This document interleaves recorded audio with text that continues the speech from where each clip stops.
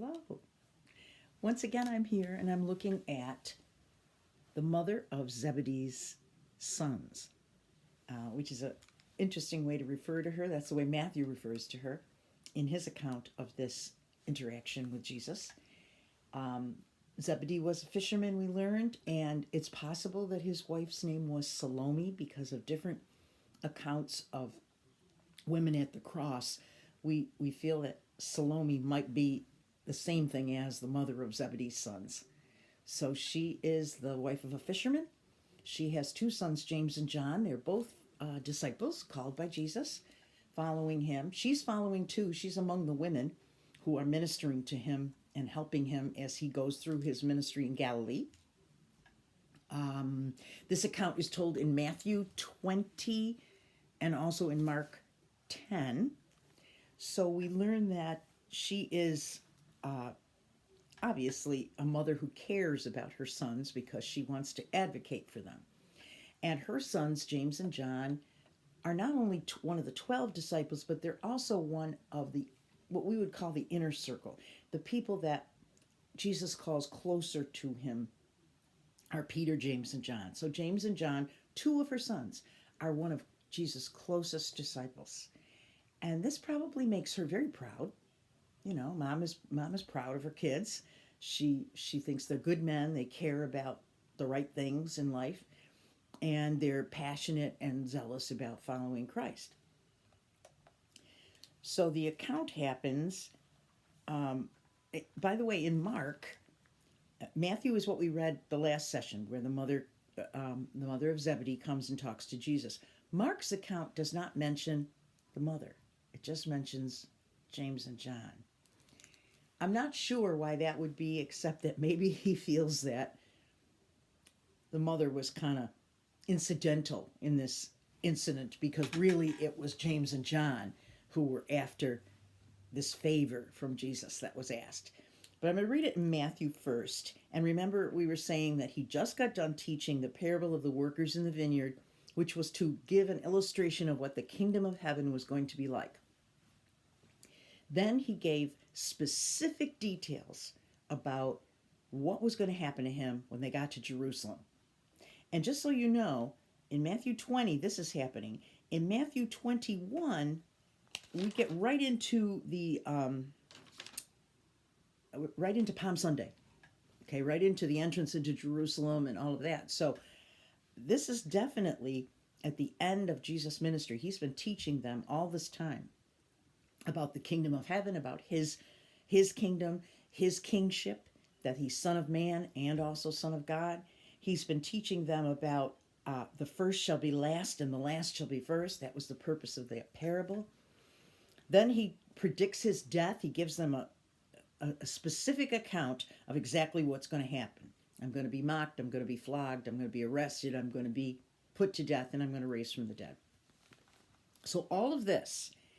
And right after that paragraph, on the third day he will be raised to life, where Jesus is talking about himself as the Son of Man. He said they will condemn him to death. They will hand him over to the Gentiles to be mocked and flogged and crucified. On the third day, he will be raised to life. In the very next paragraph, Mark says, then, I find that interesting, that little then, because it means that somehow these two things are a little bit connected in the disciples' mind. He says, this just happened. Jesus just told us all about what was going to happen to him. And then the mother of Zebedee's sons came to Jesus with her sons and kneeling down asked a favor of him. What is it you want? He asked. And she said, grant that one of these two sons of mine may sit at your right and the other on your left in the kingdom. If you look at Mark's account, the same order of events happens that Jesus talks about, where he says, this is in Mark 10, verse 33, or verse 32. They were on their way to Jerusalem with Jesus leading the way, and the disciples were astonished, while those who followed were afraid. Okay, that's because he just did a miracle. And he also just told about what it would take to be a part of the kingdom of heaven. many who are first will be last, and the last will be first. So the disciples were like, astonished at this. Again, he took the 12 aside and told them what was going to happen to him. We're going up to Jerusalem, he said. The Son of Man will be delivered over to the chief priests and the teachers of the law. They will condemn him to death and will hand him over to the Gentiles, who will mock him and spit on him, flog him, and kill him. 3 days later, he will rise. Then James and John, the sons of Zebedee, came to him. Teacher, they said, we want you to do for us whatever we asked. What do you want me to do for you? He asked. And they replied, let one of us sit on your right and the other on your left in your glory. So both disciples' accounts of this, both gospel accounts, Matthew and Mark, talk about how Jesus was very clear what was going to happen in Jerusalem. Very clear that trying to, I think, explain to them, this kingdom that I'm talking about is a spiritual kingdom. I'm actually going to be put to death for the sins of everyone. But James and John obviously do not understand that, because then, as soon as he got done saying that, then they said, hey, when you come into your kingdom, can I sit on the right and my brother sit on the left? They have a different perception of this than Jesus. And Jesus says to them, you don't know what you're asking.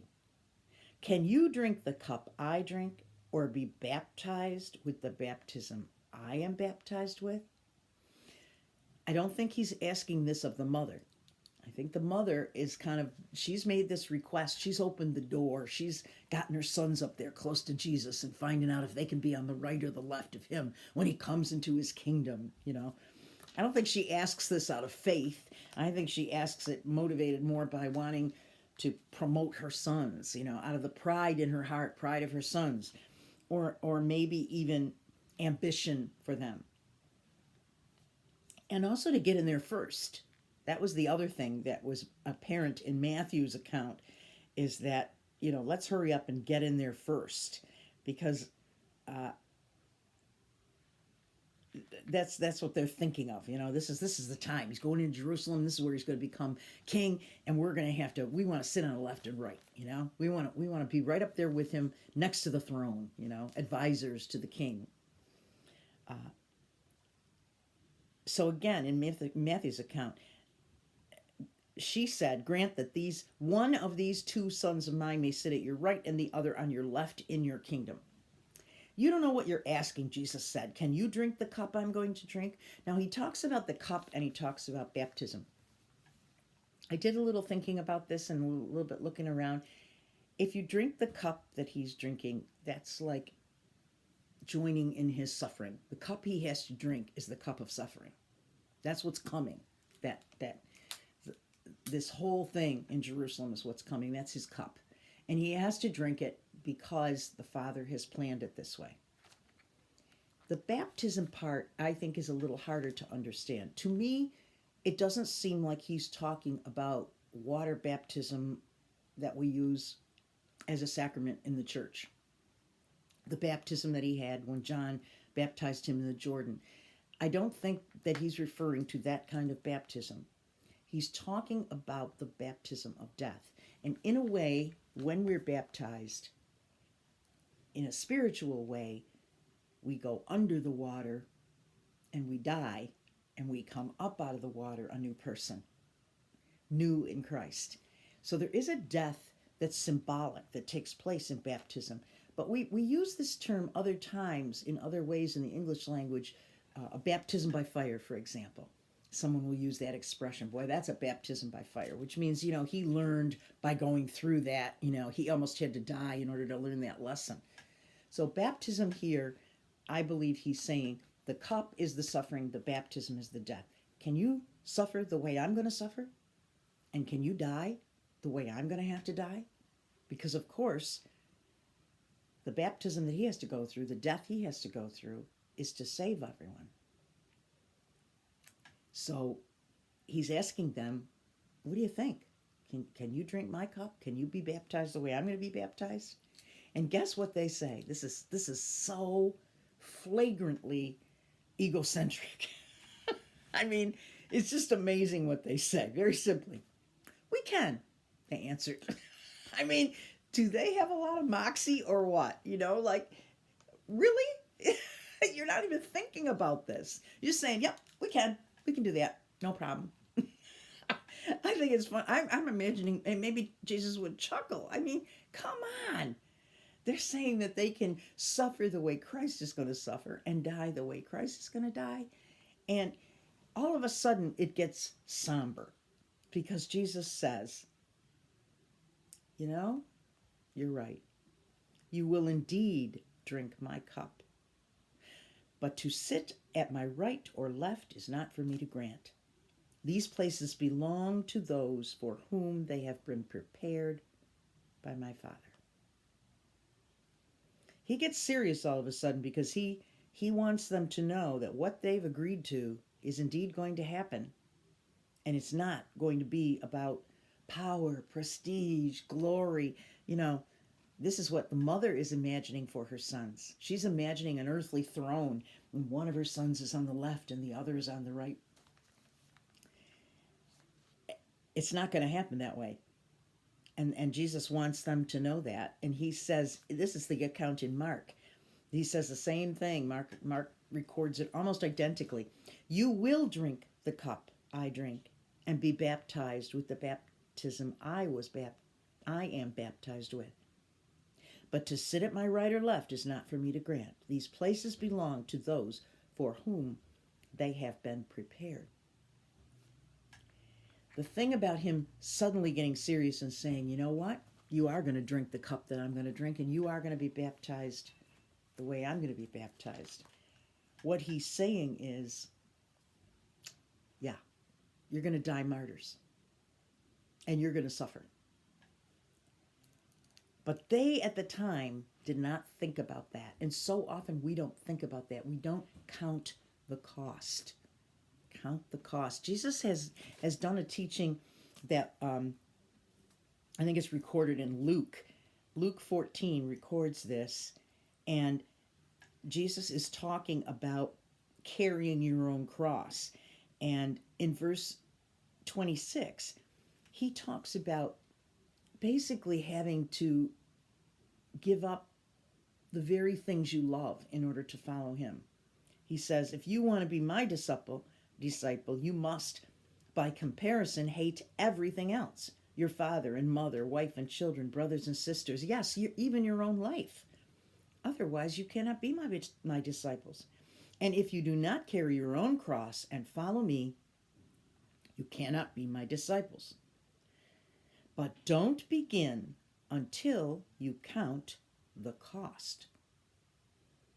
For who would begin construction of a building without first calculating the cost to see if there's enough money to finish it? He's saying to them, you wouldn't jump into something quickly without thinking it through. And he said, you need to understand that if you are going to be my disciples, there's going to be some suffering along with it. There's going to be some choices. You might have to choose. Your family might say, hey, you're going to follow Jesus? Well, forget that. You're out of the family then. That might happen. It has happened. I know a person that happened to. So we need to realize that we have to count the cost when we follow Jesus. In our country, a lot of that becomes maybe ridicule from other people or ostracizing. In other countries, it means death. You're not allowed to meet in a Christian group and worship. They have to meet underground. They meet in secret. There are places in the world where that happens. And so we need to realize we have to count the cost. And the cost is sometimes great. And the cost was great for James and John. And he says to them, you don't know what you're asking. But you know what?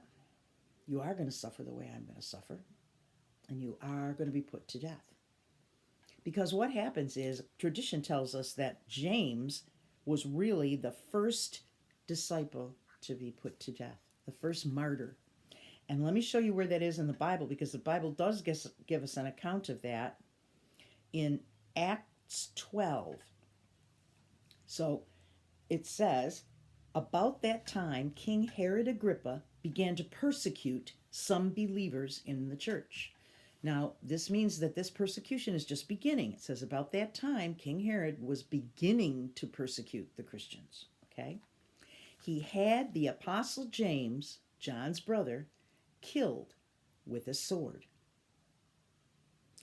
When Herod saw how much this pleased the Jewish people, he also arrested Peter. So we know that this was at the beginning of Christian persecution, that James was killed by the sword of Herod. According to Bible timelines, if you look, he's listed as the first martyr because Jesus would have died around somewhere between 30 and 36 AD. We know he was in his 30s when he died. And James died, let's see, I wrote it down, around 44 AD. So this was probably less than 10 years that he'd been helping to build the early church. So he was one of the first martyrs. So indeed, James was going to drink the cup that Jesus drank and be baptized with the baptism that Jesus was baptized with. And John, of course, John lived to be the oldest. So James was the first, John was the last. He was eventually exiled, and that is told in his writings in Revelation 1, which was written by John. And in verse 9, he says, I, John, your brother and companion in the suffering and kingdom and patient endurance that are ours in Jesus. So by now he certainly knows that he drank the cup that Jesus had to drink, because he talks about it. Your brother and companion in the suffering and the kingdom and the patient endurance that are ours in Jesus was on the island of Patmos because of the word of God and the testimony of Jesus. So he's saying because he was a Christian, because he was trying to tell others about Jesus, he was exiled to Patmos, an island. And we don't think he died until well into his 90s, because it was somewhere around 100 AD that it's recorded that he probably died. So think of his brother dying probably in his 40s, and he lives to be 100. So they were the first martyr and the last of the apostles to be martyred. He died on the island of Patmos. So here's Salome, their mother, thinks she's asking for earthly crowns for her sons. She wants power and prestige and wonderful acclaim for her sons. And what she really gets is eternal crowns.